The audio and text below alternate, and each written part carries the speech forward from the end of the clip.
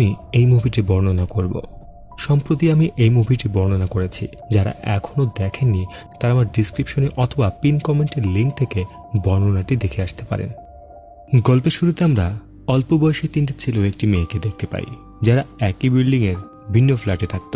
তাদের নাম হলো ইকবাল, আলী, বব ও নুরুল। তারা সেদিন একসাথে বসে আড্ডা দিচ্ছিল বিল্ডিংয়ের ছাদে। ঠিক সেই সময় ইকবালের কাছে মনে হচ্ছে তার মা যেন তাকে সিঁড়ি ঘর থেকে ডাকছে।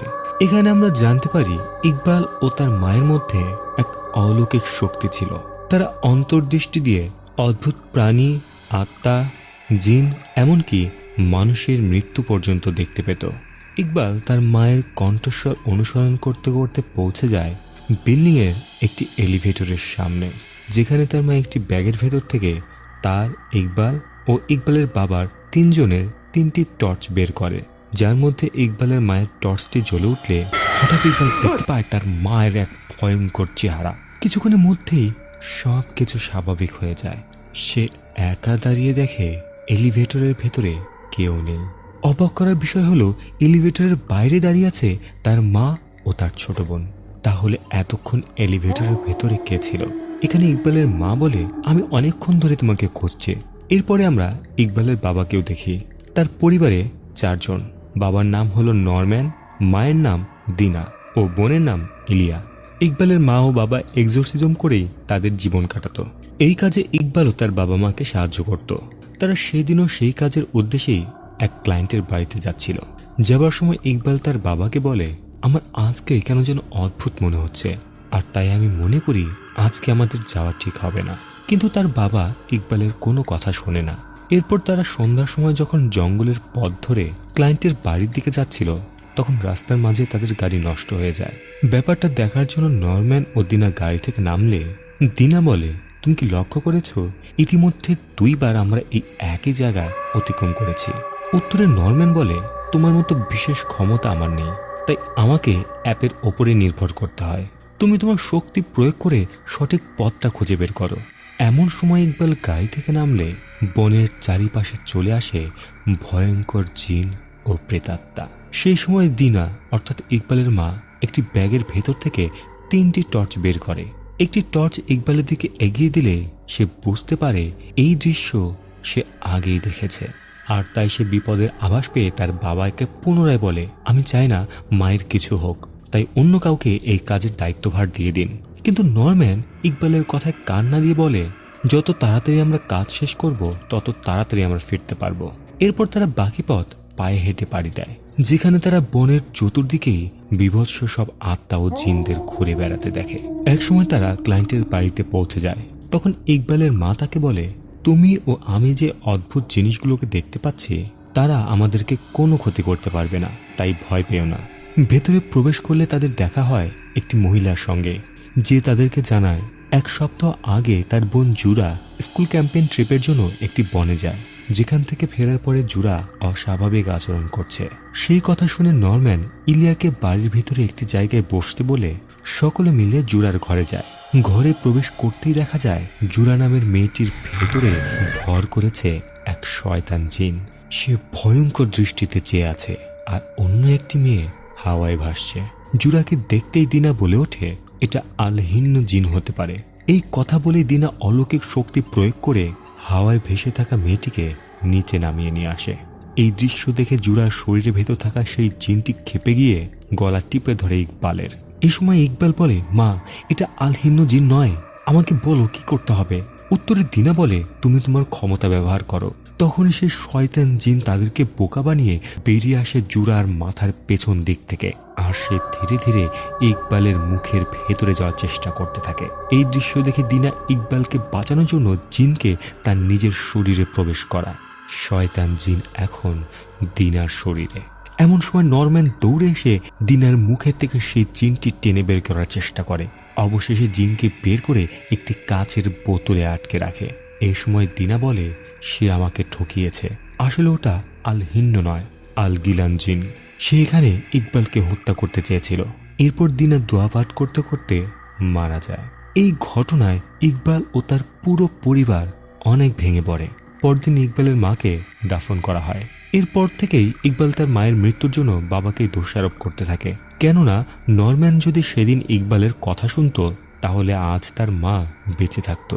বর্তমানে ইকবাল তার বাবার সাথে খুব একটা বেশি কথা বলে না, এমনকি সকলের থেকে সে নিজেকে আলাদা করে রাখত। কখনো বা দূর থেকে দেখত বন্ধুদেরকে খেলতে। এরপর একদিন ইকবাল তার বাবাকে ডেকে বলে, আমি আর এই অদ্ভুত জিনিসগুলো কোনোভাবেই দেখতে চাই না, এমনকি সে এক্সোরসিজম কখনো আর করতে চায় না। সে বলে, আমি যদি আমার নিজের মাকেই না বাঁচাতে পারি তাহলে আমার এই ক্ষমতা কি কাজের। তখন তার বাবা তাকে বলে, এতে তোমার কোনো দোষ নেই, মনে রেখো জন্ম মৃত্যুর ওপরে আমাদের কোনো হাত নেই। এর কিছু পরে ইকবাল সিঁড়িতে একা বসে তার মায়ের ভিডিওগুলি দেখছিল। এমন সময় তার বন্ধু আলী, বব ও নুরুল সেখানে এসে তাকে তাদের সাথে যেতে বলে, কিন্তু ইকবাল যায় না। অপরদিকে ইকবালের বাবা তার ছোট মেয়ের সাথে ঘরের জিনিসপত্র গোছাচ্ছিল। এমন সময় নুরুলের বাবা জামিল তাকে কল করে আসতে বলে। এখানে আমরা জানতে পারি দিনার মৃত্যুর পরে নরম্যান তার পুরনো জীবিকা বন্ধ করে মাসাজ পার্লারে যোগদান করেছে। সেই সূত্রে নরম্যানের আজকের অ্যাপয়েন্টমেন্ট তার বিল্ডিংয়ে থাকা জামিলের সঙ্গে। জামিলের ছোট মেয়ে হলো নুরুল, যে আবার ইকবালের বন্ধু। এরপর আমরা নুরুলের বাবা জামিলকে দেখতে পাই, যে একজন ধনী ব্যবসায়ী হলেও সে তার পরিবারের তেমন খেয়াল রাখত না। এই কারণে তার স্ত্রী ও মেয়েরাও তাকে পছন্দ করত না। মাসাজের পর জামিল নরম্যানের কাছ থেকে জানতে পারে নরম্যানের স্ত্রী মারা গেছে। তাই সে বলে, আমি তোমাদেরকে গত 5 বছর ধরে চিনি, তুমি কিছু বললে না কেন? এরপরে জামিল নরম্যানকে বেশ কিছু টাকা বকশিশ দিয়ে বলে, আগামী 2 সপ্তাহের জন্য আমি ইন্দোনেশিয়ার মেডান নামক দ্বীপের এক বনে যাচ্ছি কিছু মূল্যবান গাছগাছালির সন্ধানে। সেই সময়টুকুর জন্য তুমি আমার গ্রিন হাউস দেখাশোনা করবে, এর জন্য আমি তোমাকে তোমার পারিশ্রমিক দেব। কিছুক্ষণ পরে জামিল নরম্যানকে সঙ্গে নিয়ে সেই বিল্ডিংয়ের একটি ফ্ল্যাটে যায়। যাবার সময় ইকবালের সঙ্গে দেখা হলে তার বাবা তাকেও তাদের সঙ্গে যেতে বলে। এরপরে তারা সেই ফ্ল্যাটে পৌঁছলে দেখা যায় ওটাই হলো জামিলের গ্রিন হাউস, যেটা বড় অদ্ভুত। নানান ধরনের দামি ও ইউনিক গাছগাছড়ে ভর্তি এই ফ্ল্যাটটি, যা সৌন্দর্যবর্ধক ও জীবনদায়ী ঔষধ তৈরিতে ব্যবহৃত হয়। যেখানে কিছু মাংসাশী গাছও ছিল, যাদের কাছে গেলে মৃতদেহের দুর্গন্ধ ও পাওয়া যেত রক্তের গন্ধ। এরপর জামিল আমেরিকা থেকে আনা সার্চেনিয়া, বিরল প্রজাতির কিছু উদ্ভিদ ও তার সবচেয়ে প্রিয় উদ্ভিদ আরোমাস টাইটানকে দেখায়, যেটা সে ইন্দোনেশিয়ার এক বিশেষ দ্বীপ থেকে নিয়ে এসেছিল। গাছটার বিশেষত্ব হলো যে সেই গাছে প্রতি 8 বছরে একবার ফুল ফোটে, তাও আবার মাত্র 1 দিনের জন্য। এরপরে জামিল যখন নরম্যানকে তার কাজ বুঝিয়ে দিয়ে চলে যায়, তখন ইকবাল সেই টাইটান আরোমস গাছের ভেতর থেকে অদ্ভুত শব্দ শুনতে পায়। কিন্তু আশ্চর্যের বিষয় হলো সেখানে অন্য কেউ ছিল না। ঠিক তখনই নরম্যান সেখানে চলে আসে এবং সে একটা তালাবদ্ধ ঘর দেখতে পায়, যার দরজায় কালো জাদুর নকশা আঁকা একটি কাগজ টানানো ছিল। নরম্যান যখন ভাবছে এটা কি, তখন জামিল বলে, ওই ঘরটা খালি, সেখানে কিছুই নেই, তাই তোমার ওইখানে কোনো কাজ নেই। এরপর সে নরম্যানকে সকল দায়িত্ব দিয়ে সেখান থেকে চলে যায়। নরম্যান ইকবালকে বলে, তুমি কখনোই এই জায়গায় আসবে না। একথা বলে সে গ্রিন হাউসে তালা দিয়ে দেয়। অন্যদিকে আমরা নুরুলকে দেখতে পাই, যে দেখছিল তার মা কান্না করছে। মায়ের নাম ছিল অ্যানা। আসলে অ্যানা তার বড় মেয়ের ফারার ছবি দেখে কাঁদছিল। ফারা নিখোঁজ হয়েছে প্রায় 8 বছর আগে, যার খোঁজ এখনো পর্যন্ত পাওয়া যায়নি। এরপর আমরা নুরুলের দাদি পপুকে দেখি, যে একজন ধার্মিক মানুষ। কিছুক্ষণ পরে নুরুল ইকবালের কাছে যায়। ইকবাল তখন একা সিঁড়িতে বসে তার মায়ের ভিডিওই দেখছিল। এটা দেখে নুরুল বলে, তুমি আমার মায়ের মতো হয়েও না। আমার বোনের কথা ভেবে মা সব সময় বিষণ্ণ থাকে। এমন নয় যে সে আবারও ফিরে আসবে, তাই চলো আমরা আলী ও ববকে খুঁজে বের করি। সেই সময় আমরা দেখতে পাই নুরুলের লম্পট চাচা রহিম, যে বব ও আলীর কাছ থেকে টাকা ছিনিয়ে নিচ্ছিল নেশাদ্রব্য কেনার জন্য। তখনই সেখানে নুরুল এসে চাচাকে চলে যেতে বললে চাচা একটি ছুরি বের করে ইকবালের গলায় ধরে, কিন্তু নুরুল ভয় না পেয়ে উল্টো চোখ রাঙালে তার চাচা সেখান থেকে চলে যায়। এরপর তারা সকলে মিলে চলে যায় সেই গ্রিন হাউসে, যেটা নুরুলের বাবা জামিল তৈরি করেছিল। সেখানে পৌঁছালে ইকবালের বোন ইলিয়াও তাদের সাথে যোগ হয়। ভেতরে এমন অদ্ভুত গাছপালা দেখে সবাই অনেক খুশি হয়। নুরুল জানতে চায় এই ঘরের চাবি ইকবাল কোথায় পেল। উত্তরে ইকবাল বলে তার বাবাকে না জানিয়েই সে চাবি চুরি করে নিয়ে এসেছে। এরপর তারা কাচের বোতলে নানান ধরনের কীট পতঙ্গ দেখে সেখান থেকে যাবার সময় দেখতে পায় সেই তালাবদ্ধ ঘরটি। ঘরের ভেতরে কি থাকতে পারে সেটা জানার জন্য আলী ও বব চাবির গোছা থেকে একে একে সব চাবি ব্যবহার করে তালা খোলার চেষ্টা করে, কিন্তু কোনো চাবি দিয়ে সেই তালাগুলো খোলে না। তখন ইকবাল বলে, ঝামেলা বাড়িয়ে কাজ নেই, চল আমরা চলে যাই। বব বলে, তুই একটা ভীতু ছেলে। আলী নিজের সাহস দেখাতে সেই কালো জাদুর নকশা করা কাগজটি সেখান থেকে টেনে ছুড়ে দেয়। হঠাৎ অস্বাভাবিকভাবে দরজাটি একাই খুলে যায়। এমন অবস্থা দেখে সকলেরই গা শিউরে ওঠে। বব ও আলী ছুটে পালিয়ে গেলেও ইকবাল ও নুরুল প্রবেশ করে সেই ঘরে। ইকবাল লক্ষ্য করে ঘরের দেয়ালের একটি নির্দিষ্ট স্থানে লোহার পেরেকের সাথে কিছুটা চুলের অংশ জড়িয়ে আছে, আর সেই স্থান থেকে অনবরত রক্ত গড়িয়ে পড়ছে। কিন্তু নুরুল সেই একই দৃশ্য দেখলেও কোনো রক্ত সে দেখতে পায় না। অর্থাৎ ইকবাল তার বিশেষ ক্ষমতার মাধ্যমে এই সকল কিছু দেখছিল। এরপর তারা সেখান থেকে চলে গেলে দরজা পুনরায় নিজে থেকেই বন্ধ হয়ে যায়। রাতে যখন ইকবাল তার মায়ের ভিডিও দেখছিল, তখন ঘরের মধ্যে সে শুনতে পায় কোনো মেয়ের কান্না, আর তাই সেই অন্ধকারে ওই কান্নার পিছু পিছু যেতে থাকে। সেখানে গিয়ে সে কিছুই দেখতে পায় না, কিন্তু এই ঘটনায় সে প্রচন্ড ভয় পেয়ে যায়। তখনই ইকবালের ঘুম ভেঙে যায়, অর্থাৎ সে স্বপ্ন দেখছিল। সে উঠে বসলে আমরা দেখতে পাই ইকবালের বিছানায় তারই পাশে শুয়ে আছে সেই শয়তান। ইকবাল তখন আয়াতুল কুরসি পড়তে শুরু করলে শয়তানটি অদৃশ্য হয়ে যায়।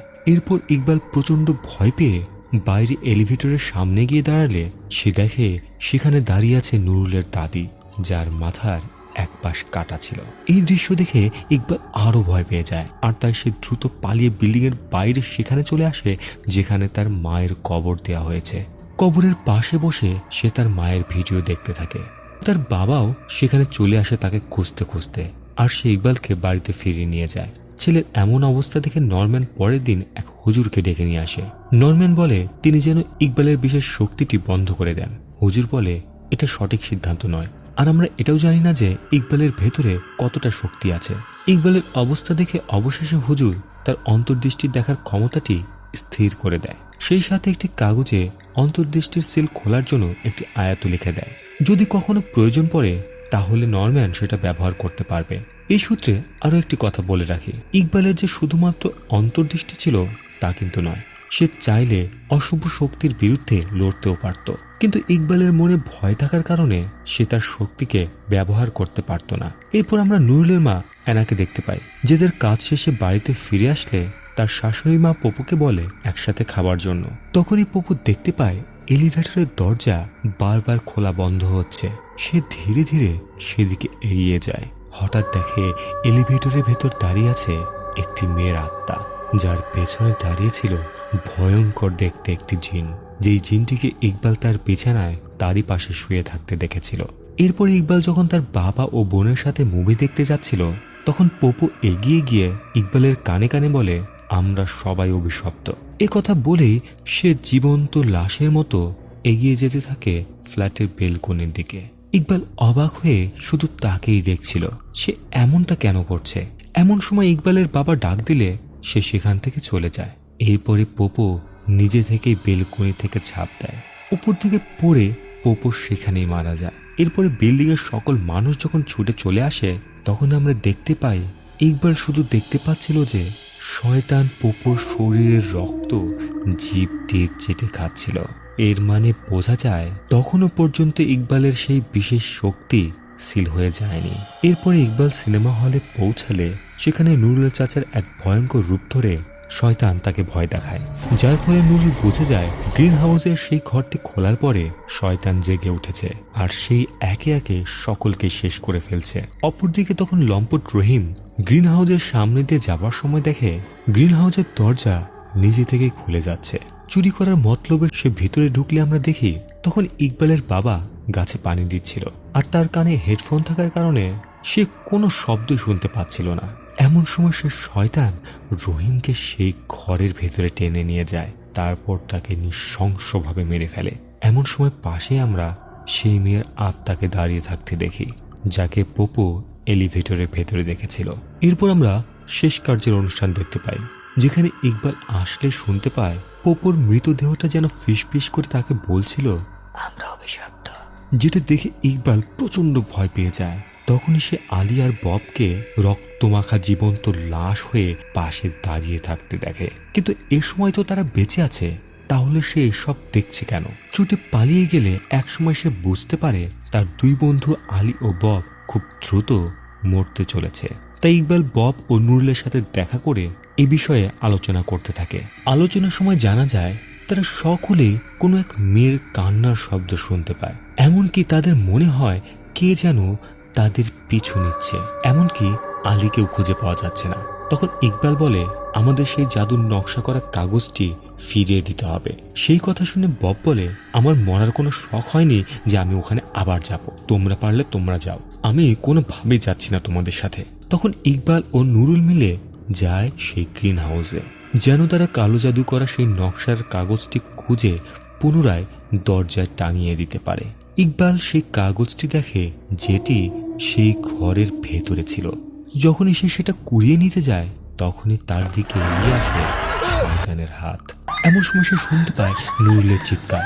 ইকবাল সেখানে ছুটে গেলে দেখে টাইটান আরামোস গাছের কাছে আলীর রক্তমাখা ক্ষত বিক্ষত লাশ সেখানেই পড়ে আছে, আর তার হাতের মুঠো আছে সেই দরজার কাগজটি যেটা তারা খুঁজছিল।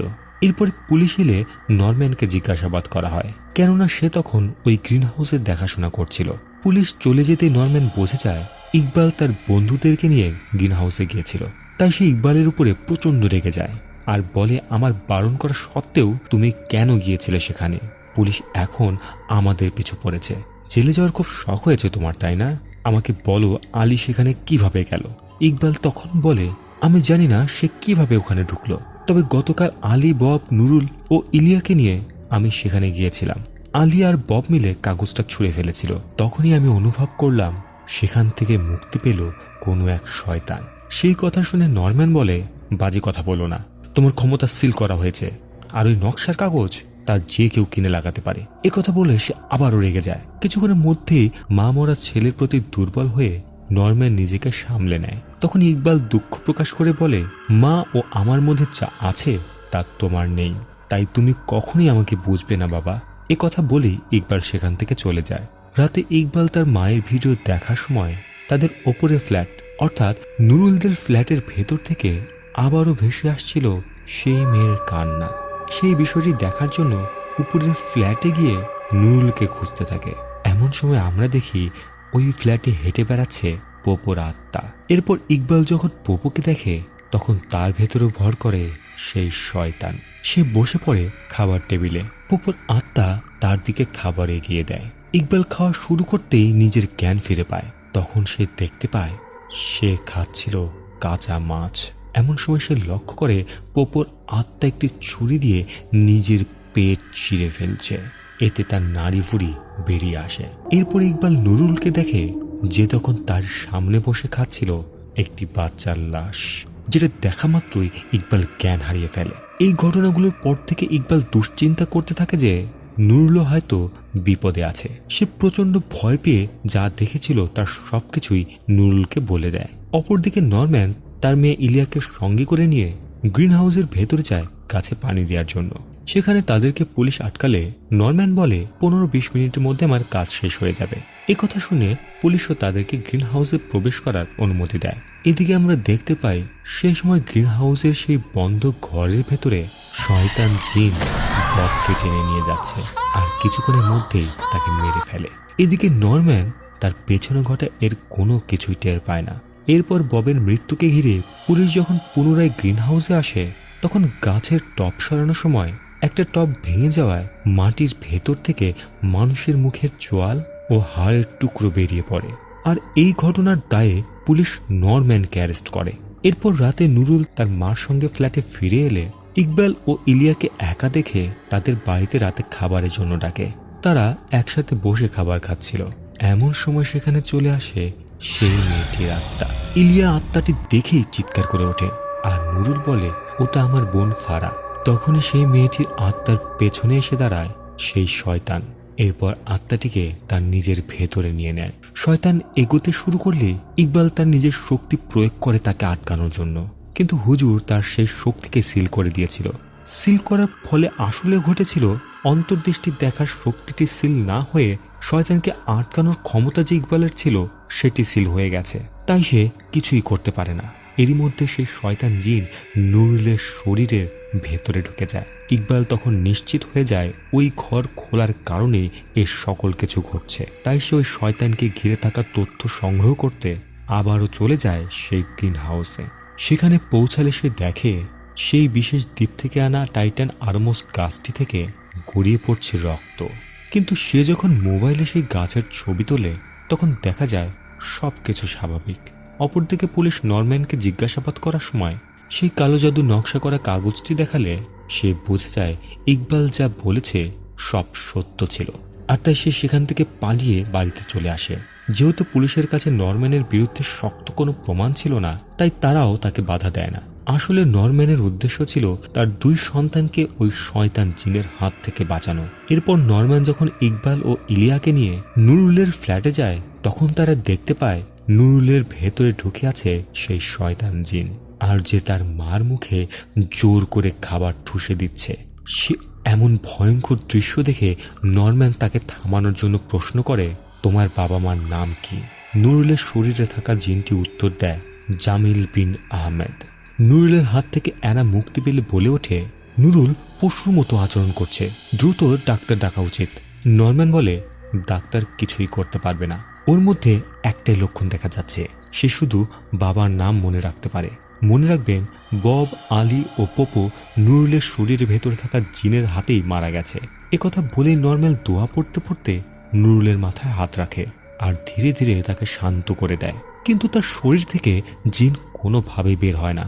আসলে নরম্যান নুরুলকে সেই স্থানে আটকে দিয়েছিল যেন সে নড়াচড়া করতে না পারে। কিন্তু নুরুলকে জিনের হাত থেকে বাঁচাতে হলে তাদেরকে জানতে হবে সে আসলে কে, আর সে গ্রিন হাউসের ভেতরেই বা কিভাবে এলো। এমন সময় তাদের ফ্ল্যাটে পুলিশ আসে নরম্যানকে খুঁজতে। সেই সময় নুরুলের মা অ্যানা পুলিশদেরকে এড়ানোর চেষ্টা করে। তখন পুলিশ জানায় বব ও আলীর লাশ গ্রিন হাউসে পাওয়া গেলেও নুরুলের চাচা রহিমের লাশ এখনো পাওয়া যায়নি। তাই তারা মনে করে টবের মাটি থেকে মানুষের যে ভাঙা চোয়ালটি পাওয়া গেছে ওগুলি হয়তো রহিমের হবে। কিছুক্ষণের মধ্যে তাদের সন্দেহ ভুল বলে প্রমাণিত হয়, কেননা সেই সময় এক সাংবাদিক কল করে জানায় বিল্ডিংয়ের পাশে একটি পচা গলা লাশ পাওয়া গেছে, যা হলো নুরুলের সেই লম্পট চাচা। পুলিশ চলে গেলে অ্যানা ফিরে আসে ও নরম্যানকে বলে, আমি আমার মেয়েকে হারাতে পারবো না। তখন নরম্যান ও ইকবাল মিলে নুরুলের শরীরে থাকা জিনকে প্রশ্ন করতে গেলে হঠাৎ সেই জিন নরম্যানের গলা টিপে ধরে। ইকবাল তার বাবাকে বাঁচাতে গেলে সেই শয়তান তাকে আক্রমণ করে। এরপর জিনগ্রস্ত নুরুল বিছানার নিচে লুকিয়ে ইকবালের মুখের ভেতর আঙুল ঢুকিয়ে তাকে নৃশংসভাবে টানতে থাকে। এমন অবস্থা দেখে কোনো না কোনোভাবে অ্যানা ইকবালকে জিনের হাত থেকে ছাড়িয়ে নেয়। জিনকে শান্ত করার জন্য নরম্যান আবারও দোয়া পড়তে গেলে শয়তান এবার তার বুকের উপরে ঝুলে পড়ে তার কানে কানে বলে, আমরা সবাই অভিশপ্ত। এই কথা বলে সে যখনই নরম্যানকে মেরে ফেলতে যাবে তখন নরম্যান নিজের সর্বস্ব শক্তি দিয়ে আবারও দোয়া পাঠ করতে শুরু করে, যার ফলে নুরুল জ্ঞান হারিয়ে ফেলে। এরপর নুরুলের জ্ঞান ফিরলে সে ইকবালকে বলে, প্লিজ আমাকে বাঁচাও।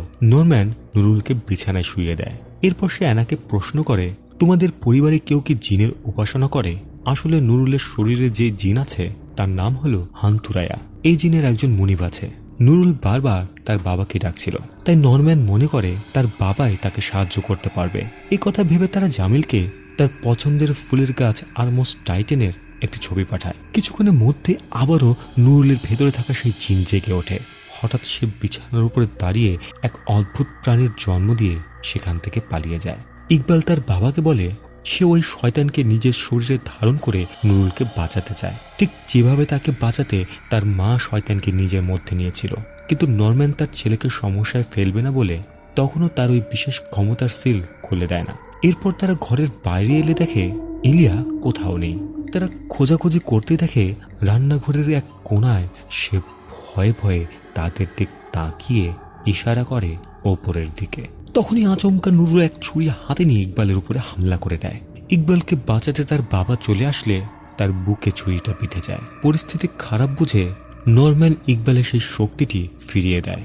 ক্ষমতা ফিরে পেলে ইকবাল নুরুলের শরীরের ভেতরে থাকা সেই জিনটিকে নিজের শরীরে ধারণ করে। এরপরে সে জিনগ্রস্ত অবস্থায় গ্রিন হাউসে প্রবেশ করে সে টাইটান আরমোস গাছের টবের মাটি খুঁড়ে বের করে একটি মাথার খুলি।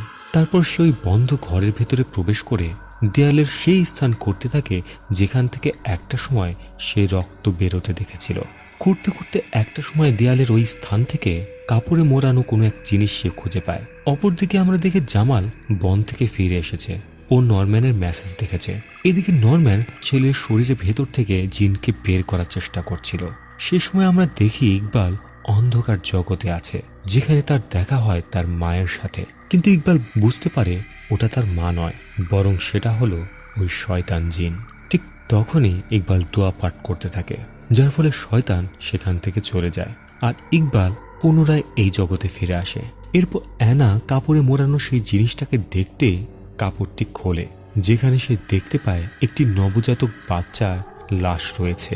এদিকে জামিল তার গ্রিন হাউসে পৌঁছানোর পরে দেখে টবের মাটি খোঁড়া হয়েছে, এমনকি তার ভেতরে লুকানো সেই মৃত হাড়গুলি বের করা হয়েছে, যেগুলো দেখে জামিল বেশ ভয় পেয়ে যায়।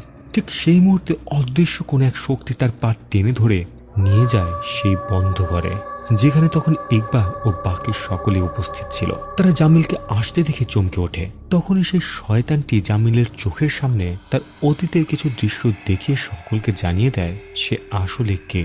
আর এখানে আমরা আসল রহস্য জানতে পারি। আসলে জামিল খুবই খারাপ একজন মানুষ ছিল, তাকে শয়তান বললেও কম বলা হবে না। আপনাদের মনে পড়ে নুরুলের বোন ফারার কথা, যে গত 8 বছর ধরে নিখোঁজ ছিল? এটি সেই মেয়ে, অর্থাৎ জামিলের বড় মেয়ে ফারা। জামিলের কারণে ফারা প্রেগনেন্ট হয়ে যায়। যখন তার প্রসব যন্ত্রণা ওঠে তখন জামিল তার মেয়েকে হসপিটালে না নিয়ে গিয়ে বাড়িতে আটকে রেখে তার সন্তানকে নষ্ট করার চেষ্টা করে, যেটা জামিলের মা পপু জানত। পপু ফারাকে বাঁচাতে চেয়েছিল, কিন্তু জামিলের হুমকিতে ভয় পেয়ে সে সব কিছু মুখ বুঝে মেনে নিচ্ছিল। জামিল তার মাকে ভয় দেখিয়ে বলেছিল, যদি তুমি মুখ খোলো তাহলে অ্যানা ও নুরুলের জীবনও নষ্ট করে দেব। তাই পপু কিছুই করতে পারেনি। ফারার শরীরে আগে থেকে একটি জিন ছিল। যখন জামিল ওই বিশেষ দ্বীপ থেকে তার প্রিয় টাইটান আরমোস গাছটা নিয়ে আসে, তখন সেই জিনও গাছের সাথে চলে আসে। তার কাছে তখন কোনো মুনিব ছিল না। এরপর যখন জামিলের মেয়ে ফারা সেই গাছের যত্ন নিতে থাকে, তখন সেই জিন ফারাকে তার মুনিব হিসেবে বেছে নেয়, কেননা ফারার অন্তরাত্মা পবিত্র ছিল। কিন্তু এরপর ফারা যখন তার বাবার কারণে প্রেগনেন্ট হয়, তখন তার বাচ্চার ভেতর থেকে অদ্ভুত কিছু শব্দ বের হতে থাকে, যে শব্দ শুনে জামিল অনেক বিরক্ত হয়ে ওঠে। তখনই সেই জিনটি ফারার ভেতর থেকে বলতে থাকে, যতক্ষণ আমি ফারার শরীরে আছি ততক্ষণ আমি ফারাকে মরতে দেব না, তুই কিছুই করতে পারবি না। সেই কথা শুনে জামিল ফারাকে হসপিটালে না নিয়ে গিয়ে তার পেট চিরে দেয়। এরপর বারবার সেই ছুরি দিয়ে আঘাত করে নিজের হাতেই নিজের মেয়েকে মেরে ফেলে। এরপর ফারার শরীরটাকে টুকরো টুকরো করে কেটে সেই টাইটান গাছের টবের মাটির ভেতরে পুঁতে দেয়। এই কাজে তাকে সাহায্য করেছিল তারই ভাই রহিম। জামিল রহিমকে সেই কাজের বিনিময়ে অনেক টাকা অফার করে তার মুখ বন্ধ করে দিয়েছিল। আর ফারার গর্ভে যে সন্তানটা জন্মেছিল সেই বাচ্চাটাকে মেরে কাপড়ে মুড়িয়ে দেয়ালে পুঁতে প্লাস্টার করে দিয়েছিল। আর এই ভয়ঙ্কর জিনকে আটকে রাখার জন্য একটি কালো জাদুর নকশা এঁকে ওই ঘরের দরজায় টাঙিয়ে দেওয়া হয়। এরপর সব সত্য জানার পরে অ্যানা জামিলকে মারতে থাকে। তখন নরম্যাল তাকে আটকালে ফারার আত্মা এসে জামিলকে টেনে নিয়ে যায় অন্ধকার জগতে, আর কিছুক্ষণের মধ্যেই তাকে মেরে ফেলে। এরপর ইকবাল ও তার বাবা মিলে একসাথে জিনটাকে আবারও তার জগতে পাঠিয়ে দেয়। এরপর আমরা দেখতে পাই ইকবাল ও ইলিয়া বাবার সাথে তার মায়ের কবরস্থানে যায়। তারা তখন তিনজনই অনেক খুশি ছিল। এমন সময় ইলিয়া সেখানে কিছু প্রেতাত্মাকে দেখতে পায়, যেটা দেখে সে তার বাবাকে জানায় ওরা অনেক কষ্টে আছে। সে কথা শুনে তার বাবা বলে, আমরা একসাথে মিলে তাদের সমস্যার সমাধান করে দেব। এরপর আমরা দেখতে পাই সেই টাইটান আরমোস গাছটিকে, যে গাছে তখন ফুল ফুটেছিল, অর্থাৎ 8 বছর পূর্ণ হয়েছিল।